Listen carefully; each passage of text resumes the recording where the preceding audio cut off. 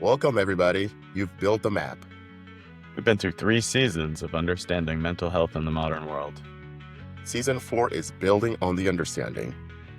This season, we're going to go domain by domain: work, home, digital, relationships, identity, and take a look at what it actually means to design the spaces that you're occupying. Not optimize it, not discipline your way through it. Create it, Either you're designing your field. or something else is. Welcome to Roaming Mind Season 4. Today, we are going to be taking a high-level look at how these things come together. Yeah! Motherfuck, that was crazy.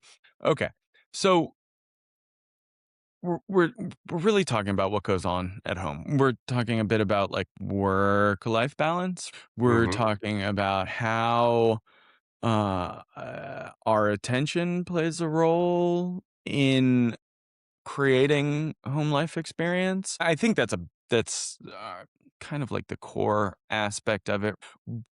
As as busy modern professionals running around like a bunch of psychos, whether that's running startups, whether that's high achieving student kind of idea, PhD, things like that. You're running a lot of loops. They're just spinning. They're constantly fucking going because your work doesn't stop at work, no matter which way you want to spin that. Because I know for me, I've been working out in the backyard and I'll randomly get a fucking thought that's like, oh, dude, this is perfect. This is it. This is how to solve that piece of the equation or whatever it is.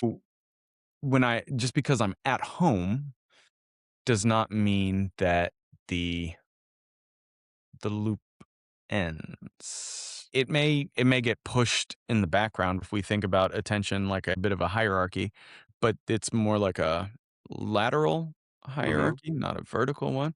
When I'm at work, the things at work are dominant and then everything else kind of sits behind. But when I'm at home ideally sits in the front and everything else sits behind, but that's not always what happens. We I don't was gonna say always go for it. the opposite of what you said is true because I've been, well, mostly going to school is my quote unquote Mhm, job, but I've also worked. But I've been at work before where I'm just the primary task is, either learning or doing my job. mhm. And I've then like halfway through the thing, I'd be like, oh, wait, that's how like I can solve this problem because either somebody's talking to you or something's happening there, and then it just triggers this other part of your life that Mhm. you that presents a solution or a problem that you may have not thought about it originally. And the big problem that we kind of that we come to term or that we encounter is we think that we just don't have enough time. I don't have enough time to focus on work. I don't have enough time to get this done. And I'm not talking about errands and shit like that's not what I'm getting at. I'm talking about the work specifically. And really what it boils down to is not the amount of time. If I put in more time at work, it does not guarantee to equate to better outcomes. We've multiple different studies have shown this. Just because I put in more time, in a lot of cases, the work actually ends up degrading over Yeah. time. And so, really, what the problem becomes is presence. Are we present doing these things? And this is kind of, it's really, it gets interesting when we start to look at it through our framework because okay, we have that hierarchy. We have this is where we are. This sits in the behind it.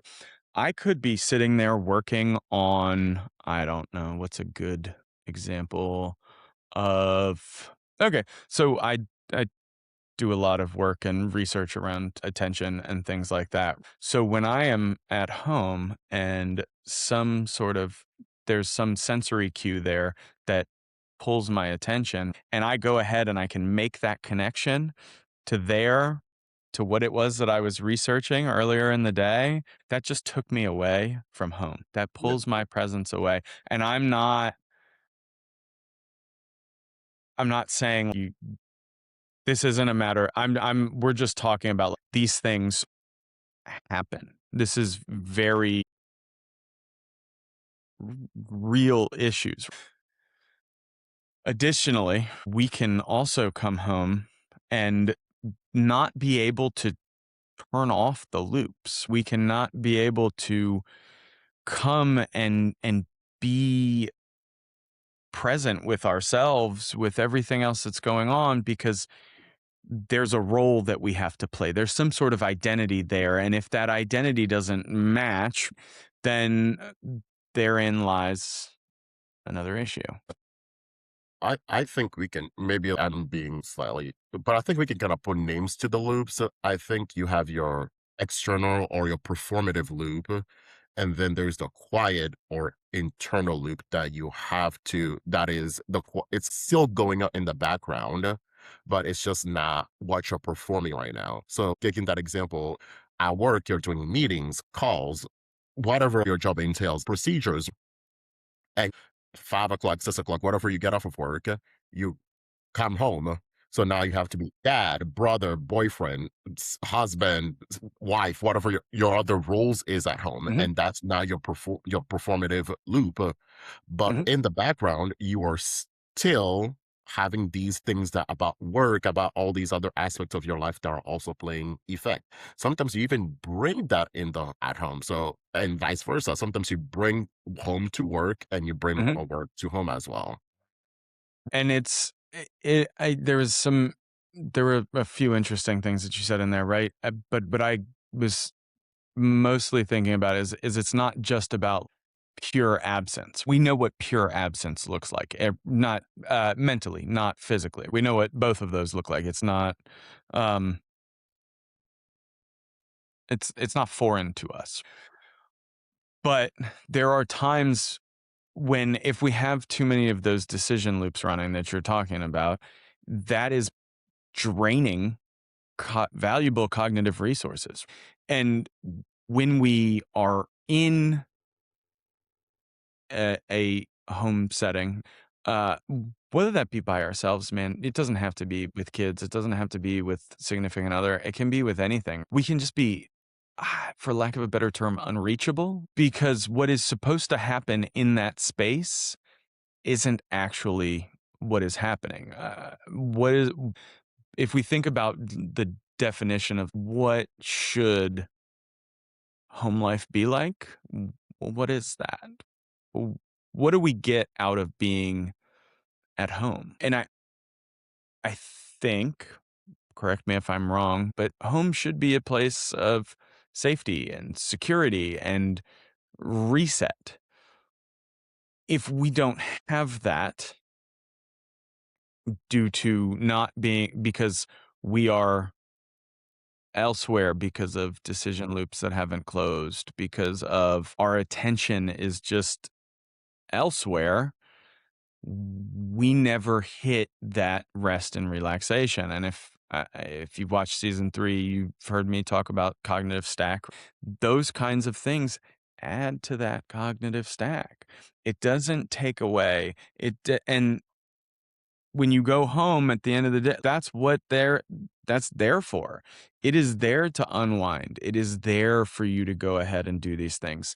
Um, but not maybe not a lot, but depending on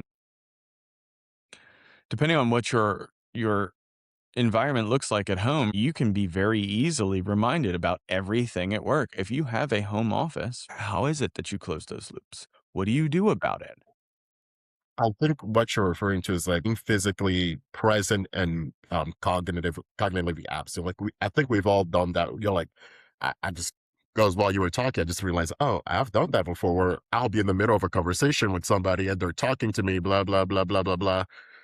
Like, sure, I'm present and I'm like sort of listening to them, but really my mind on my schedule, I'm like, okay, so I need to study chapters 11 to 30. I have this day. I need to do this. I need to do this. So I and I think it's just really hard to really kind of separate those because though our life really is just a big merger of everything in one. such thing, it's really hard to kind of divulge those. I'm losing. You lost me a little bit. No, like and like the main thing that we're talking about is like the work and the personal life balance. And I say like our life, at least for me, I feel like my life is just intertwined with Mhm, all of it. Because again, it might be slightly different. Maybe that's why maybe I'm speaking because like my friends are from school. So mhm, so the people so even when I see my friends outside of school, mhm. school is still Right.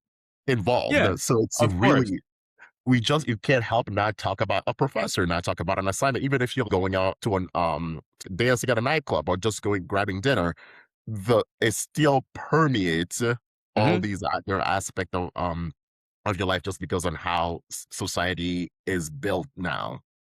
Our lives are so intertwined. I will work from home all summer, and I don't have a massive place to go and be around, so I am going to be working out of common shared spaces that I use for other purposes. Sure. And so the sensory information that I get while working is going to be the same sensory information that I get while interacting with family or while making dinner or while doing other activities. And there's no part of that that doesn't then begin to affect how we behave in those specific situations. When we're in shared spaces like that and we have those open loops, no matter what, that also then affects the people that are around us, whether that Mhm. be a roommate, whether that be family, whether that be kids, especially kids. Kids aren't fully formulated, their brains aren't fully matured. It, how are they going to know that you just have a bunch of open loops going on and that your attention is slightly elsewhere? They're not going to do that. No, they're going to internalize that as, well, what's wrong with me? Why is it that people are acting that way? What is going on? I know for a fact I did as a kid, not understanding people who were physically there, but mentally just in a different fucking dimension. Yeah. It's something that I think I definitely still recognize that today. And it's interesting because we have seen this massive uptick in a lack of presence, shall we call it? And I think we see it in almost not all, but in a significant amount of interactions with other people. If you've ever sat back and been like, something just doesn't feel right. There's only a couple of options. It's either they're malicious and are intentionally lying to you, which may be the case. I'm not going to rule that out, and there are people out there like that. Or it's just that they have multiple other things going on and are not present in that moment for that conversation. And what happens? It's not we take that and are like, "Oh yeah, I totally get it. I understand. They just have 6 different fucking life things going on." Or 100 different life things going on. We don't think about it that way. We're not tuned to think about it that way. Even knowing that chances are it has something to do with them and not myself, I I will still, at least me personally, I will always be like, "Well, did I do something wrong? Was there something wrong with the way that I interact?" Primarily because historically, I just my social skills were trash. I think it's also when people gets confronted because I've done this before. It's when you're like, well, you weren't present. I was having the conversation, and it's this thing of again going back to the physical presence but cognitive absence. Mhm, Sure, you were there, mhm, but were you there? Because the to me, the essence of a person is the mind, is the cognition, is the soul. It's all mhm, this stuff. So just because you were there at the event or whatever the person you deem to be enough, Mhm. you really ultimately, when it comes out, when you look back at it, you weren't there because your mind wasn't there. You weren't fully enthralled, and it's not you weren't fully enthralled because you didn't like the person or you didn't want to be there. It's just that your mind was occupied with something else. I remember when I had to take a speech class my first year in college or second. I don't remember when. No idea. But the guy and I didn't do bad. I mean, I learned how to give speeches. It was relatively simple, nothing too complicated. But the guy who taught it at the end of the year literally went person by person and described their entire personality as it related to them in class. It was fascinating. I was like, damn, this guy's actually kind of crazy. And I was like, aha, he ain't going to be able to say shit about me because I barely talked to this motherfucker. He goes to me. And you want to talk about a slap in the face. He goes, AJ Rudd, he was always there, but he was never actually there. And I was like, motherfucker. Ooh, ooh. Uh, I done got up right. and bitched nothing and said, well, screw this, guys. But I mean, well, it was the last day. It didn't matter. We were done. It made no difference. Right. It's so fascinating. I mean, like I said, dude, I've lived it. I know what it's like. And I know I've done enough, I don't want to say work. I've done enough, don't want to say self-realization because that's not right either. I've gained enough self-awareness to know exactly when I'm doing it and when I'm not, right? And it's it's also equivalently fucked up because it's not always it's I'm placing a lot of reliance upon it on attention. And it is about attention, but it can be I let me rephrase that. It all affects attention no matter what, but it can be something biological. It can be I'm sitting in I don't know. I got home. It Yeah, it was a stressful day, sure, but I didn't get enough, I don't know, fucking sunlight. I didn't get enough vitamin D, and that is seriously affecting my physical output from my body. Mhm. Again, still attention related because it's diverting cognitive resources from me, but it's not necessarily one that's going to stand out. And so once we kind of understand that first and foremost, it is an attention problem because it is a part of our cognitive resources, but we have to make sure that we are taking care of ourselves. That's more of like those kind of structural elements that we have to maintain in order to operate within our environment efficiently. Biological needs are a piece of that. This is again something that's been documented for quite some time. Um, and it's shit, I forgot. I got fucking distracted. See, attention problems. This is what I'm talking about. This is exactly it. I'm sitting here mid conversation, and it's not to say that I'm not present. I think I'm pretty present at the moment, trying to have a conversation, but it changes moment to moment based on the cognitive resources that I have available. Today, my cognitive resources are dwindling. And Yeah. I don't mean that in the fact of like, oh, I'm fucking worried about this over here. I'm worried about this over here. I'm not. There's absolutely no piece of me that is concerned with anything that is going on other than this call right here, right now. However, there are objects in my environment around me. There's notes, there's computers over here, there's lights, there's all my electronic shit. If I even for a second don't prioritize the hierarchy of attention, my attention will get pulled in any specific direction that it sees fancy. This is that New toy syndrome is what I like to call it. We see something shiny and it's, ooh, new toy. Yes, I like that. Let me go play over here. And then that effect kind of wears off. And then I get, ooh, a new toy over here. It's a very early mechanism. We Mhm. see it a lot in kids. The new toy. I got a new toy and now I'm going to move to the next. I got a new toy. Now I'm going to move to the next.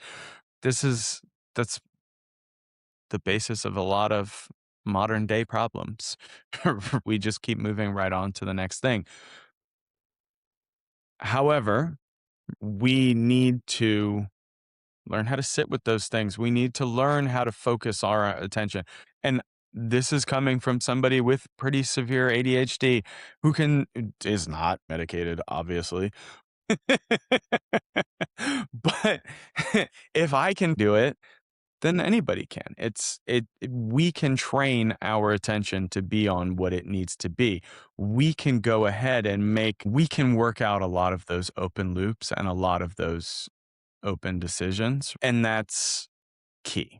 Now, I do want to kind of move back because we went down an attention rabbit hole, and that's okay. I think it's 100% relevant, but I kind of also want to bring this back into how we look at home. Home carries its own set of tensions. If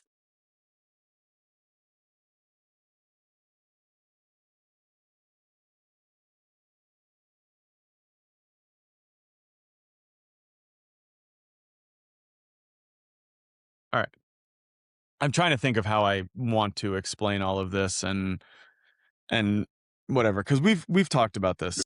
Attention also identity can also be tied in with attention, correct?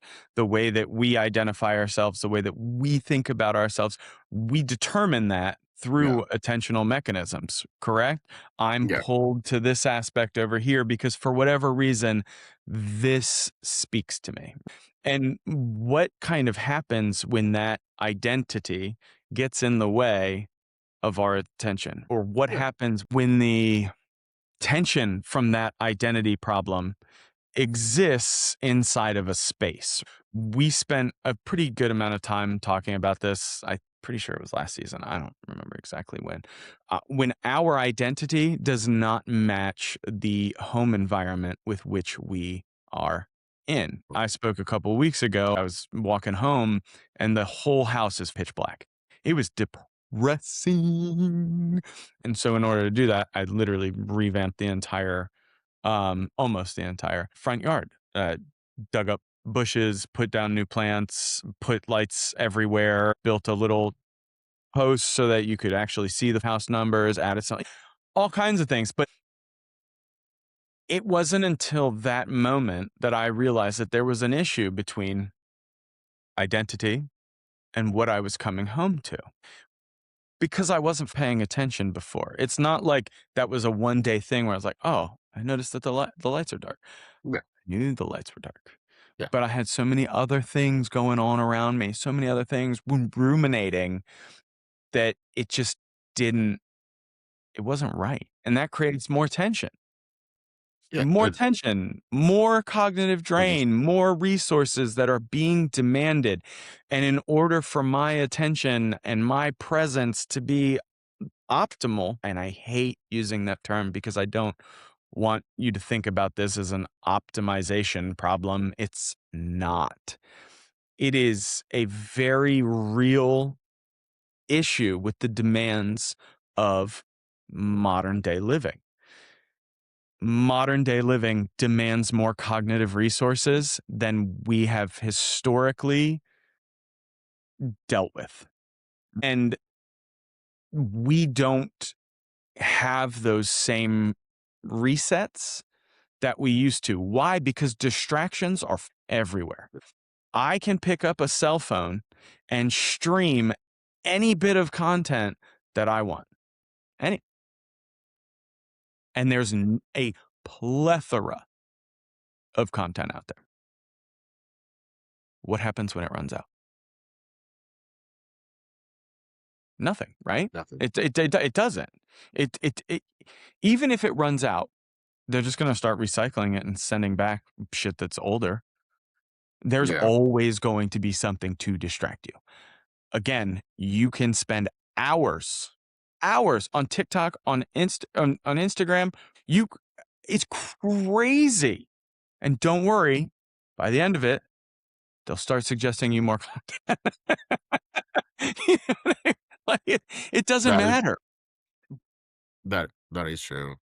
And And yeah, sorry, go go ahead. for it. Finish No, your no, no, sentence. no, no. I'm listening. No, no.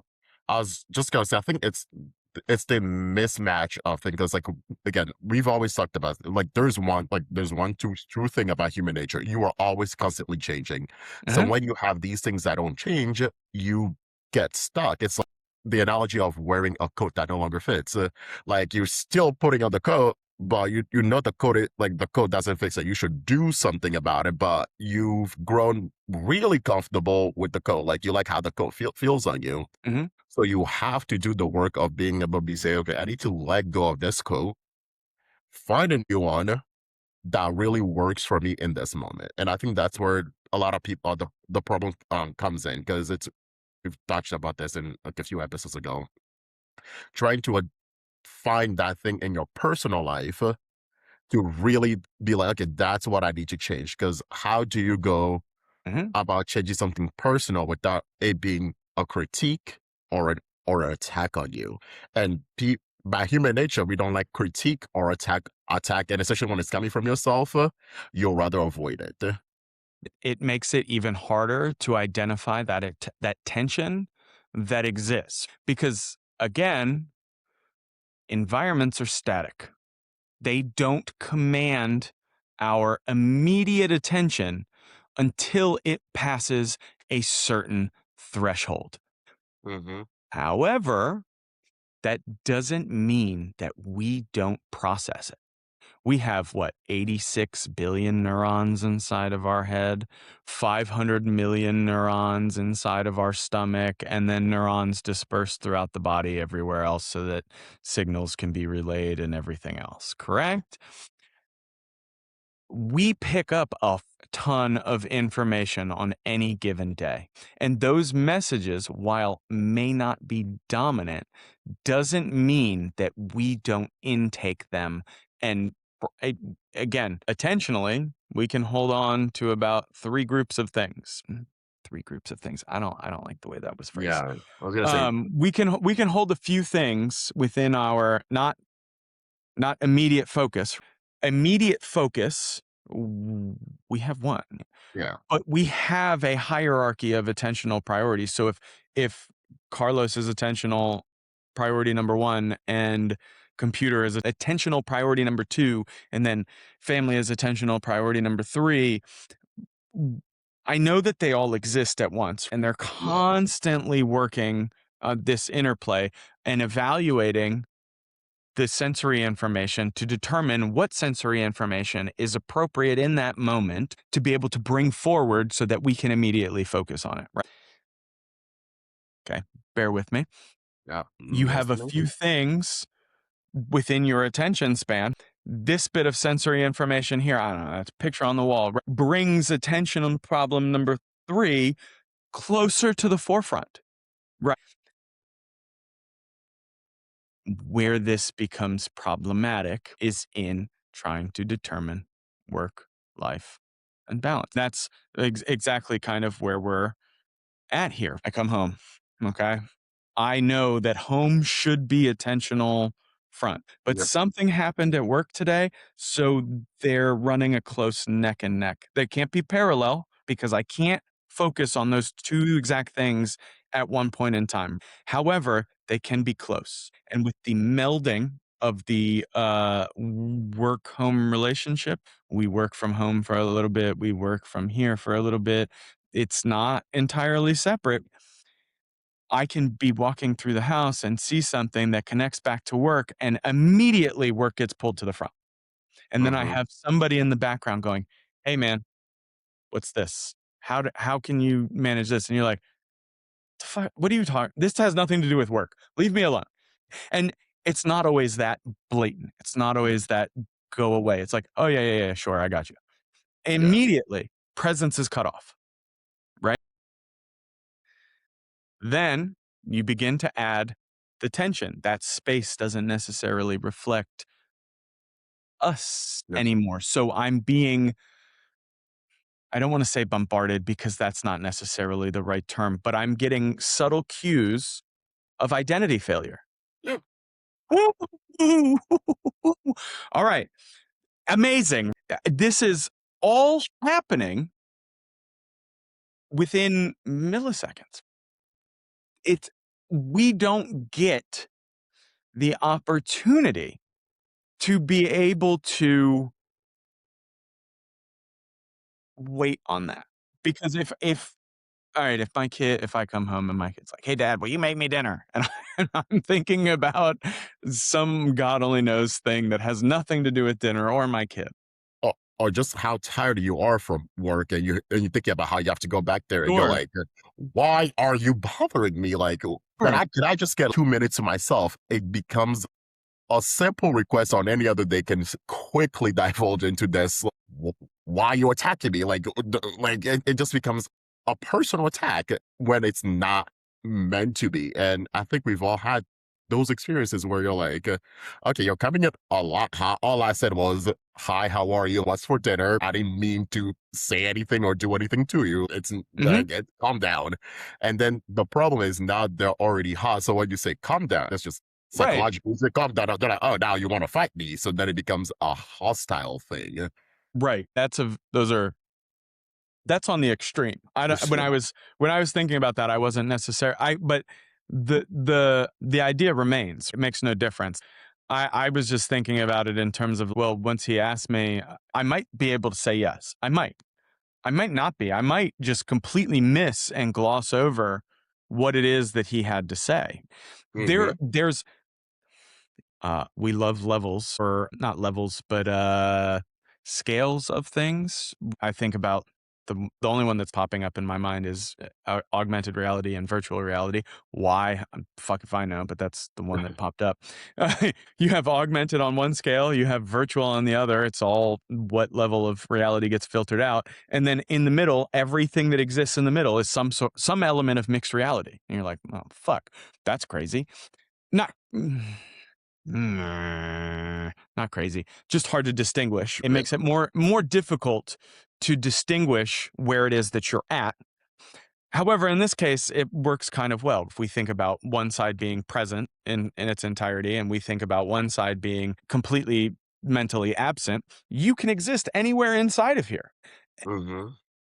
Um, the golden goal is full presence at all points in time. I don't know if that's realistic. I'm not the Dalai Lama. Okay. I'm not just present all the time. And I Yeah. would venture out to say that somebody like that probably also has had issues with presence. And, No, you and know, no, I think it's the thing of trying to understand because we've all been on the receiving end and we've all been the perpetrator. When Mhm. you're like, I'm here talking to you, I'm trying to have this thing, and you are completely not here. And then we've also been the one being like, okay, I got this thing on, and then just have somebody, or a group of people talking at you, but you are not in la la land, but you're in your own world, like inside your own head, doing mathematics or whatever it is that you're doing up there.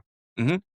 Knowing how it feels knowing how it feels being on the receiving end is trying to find a way to limit those processes and making the active choice. You're going, okay, I'm going to talk to AJ today.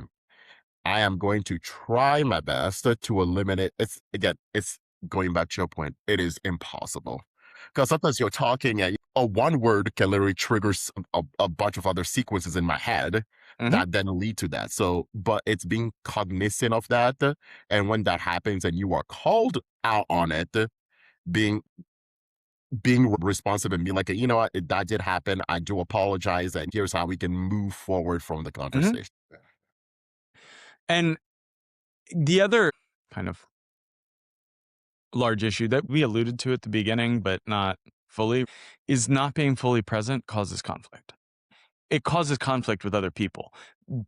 People can internalize your lack of presence in such a way that naturally is just going to drive conflict. This is not abnormal.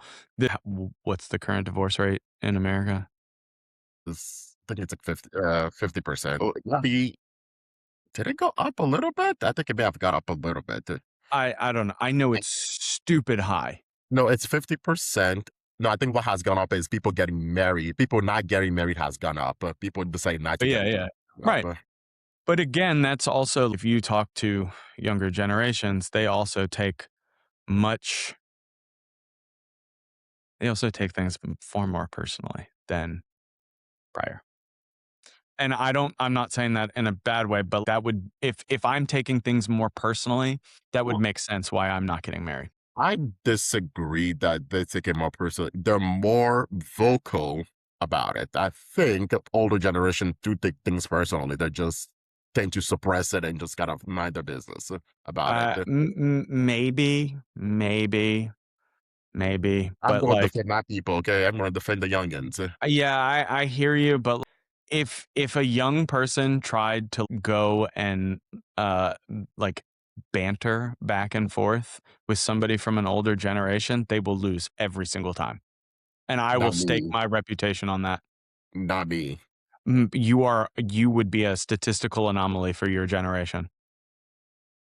That's all I'm saying. Like, I'm not saying it's not possible. There are definitely those that exist, but statistically, you are definitely not going to be indicative of your entire generation Generation. in that Exactly. in that space and that sphere. It's not. I don't know, man. I mean, we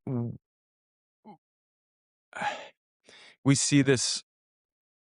No, I'm gonna move away from whatever from that because I don't want to go down that rabbit hole anymore. Like I think that's outside of our scope at the moment. But we also have to kind of think about loneliness rates. Mhm. There are higher rates of loneliness these days, and people are more connected than ever. Why is that? Well, it boils down to a lack of presence. I can't reach the person inside of there because attentionally they are six different other fucking places. And that becomes a major problem when it takes over home life. And there Yeah. are ways to fix it. We've Yeah. provided frameworks, we've provided mental models, but it all starts with awareness. It all starts with having the awareness of what is going on because that awareness is what's going to allow us to be more present. I woke up this morning working with limited cognitive resources from the week, left over from the week, all kinds of craziness. But I went downstairs, I showed up for my kid, and one of the things that I have been intentional about doing is when we begin our interactions is putting down the computer or putting Mhm. down the phone and listening to him and hearing him out because I could only imagine what it is like when he goes and he's like, "Hey dad, what's going on? How are you today?" And I'm sitting there behind my computer like, "Yeah, things are going great. It's all good. Don't worry about it." That's not in no way shape or form am I present at that point. And that causes m- internal conflict. That internal conflict then takes over even more of our attention. These are highly problematic things that are we don't seem aimed let me rephrase that. Maybe we are aimed at getting better, but that we are looking for easy hacks out of. And unfortunately, there is no easy hack Yeah, out of. I think a lot of people, they're like, "Oh, I took you out to dinner.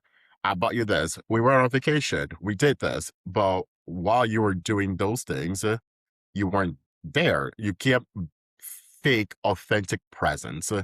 You can't fake being there for somebody because the one great thing about human nature is like intuition. You can know you you can be grateful that somebody is there for you physically and they're spending time with you, but ultimately, if you feel that there's not an authentic, active engagement, it is going to lead to that conflict because you're going to be like, why aren't you here for me? And the other person's going to be like, I am here for you. And then Mhm. it starts with both Right, an internal conflict and then that can produce to an external conflict that then takes more and more of your time, as you said. right. Which all that does, again, drain cognitive resources. It resets our attentional hierarchy. Internal conflict takes a lot of attentional resources, whether we try to bury it or not. We can try to bury it all we want. It doesn't make it disappear. It doesn't make it go away. It still exists inside of us. And we have to rectify that in order to begin to even think about being present. And so, just kind of thinking about that environment, the home just kind of becomes the context. But if we think about that in sort of in an environmental term, we can begin to set our home up in a way that does not add more internal conflict, right?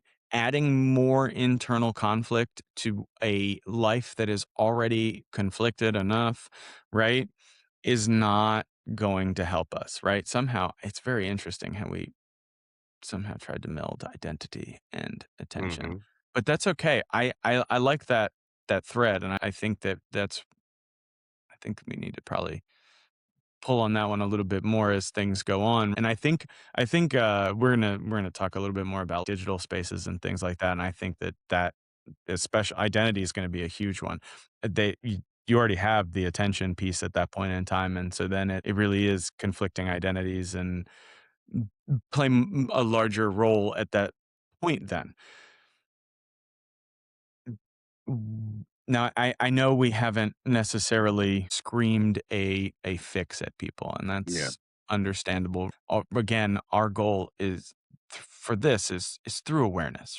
You gain the awareness to be able to do these things, and then hopefully apply the frameworks and the mindsets with which we've provided throughout the few seasons to be able to go ahead and begin to make those small fixes. We do, I mean, we offer help with that. You can always go and learn more at our websites linked in the description, and work with either one of us individually, and that's a perfectly viable option. But we want to be able to give you the tools as well to be able to go ahead and uh, think about that and determine how it is that you can take that agency inside of your life to be able to go ahead and uh, become a little bit more present in your life. So when we think about reflection prompts and how to kind of go about from here, think about where it is in your daily life at home that you find yourself the most unreachable. That's a new thing. I was trying to become Or where is it that you are reach, most reachable. unreachable? You may be unreasonable at the same time, but that has nothing to do with it. Maybe a little Yeah, bit. yeah, I hear you. So, examining that and trying to figure out a way to increase that, I'm gonna say reachability, but increase the presence. Um, it it will pay you back tenfold. It Once we start kind of paying attention to those kinds of things, we then start beginning to see results relatively quickly too, if we ask ourselves the real hard questions and really sit with them, if that makes sense.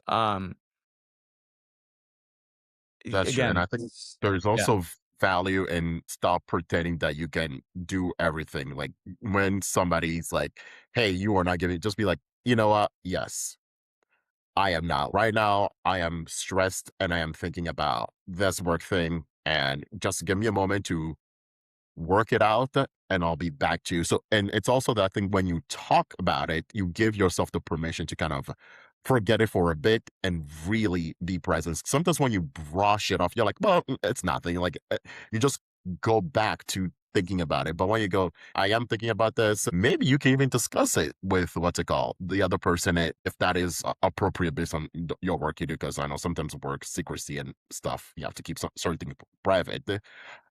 But you can end up discussing it with the person, or you can be like, you know what, and just talk about it. And that presence of you talking about it will lead to less conflict and close those loops as well. The acknowledgement goes a very, very long way. Yeah. That's where we'll leave it for today. You don't need to do anything with it right now. Each episode this season will end with a question worth carrying. Not an answer, just a place to look. If this is your first time here, you're welcome to follow the show. New episodes drop weekly. And if you want to go deeper, find us at theactive.com. We'll be back next week. Until then, notice what you're already designing your field. And whether that's by choice.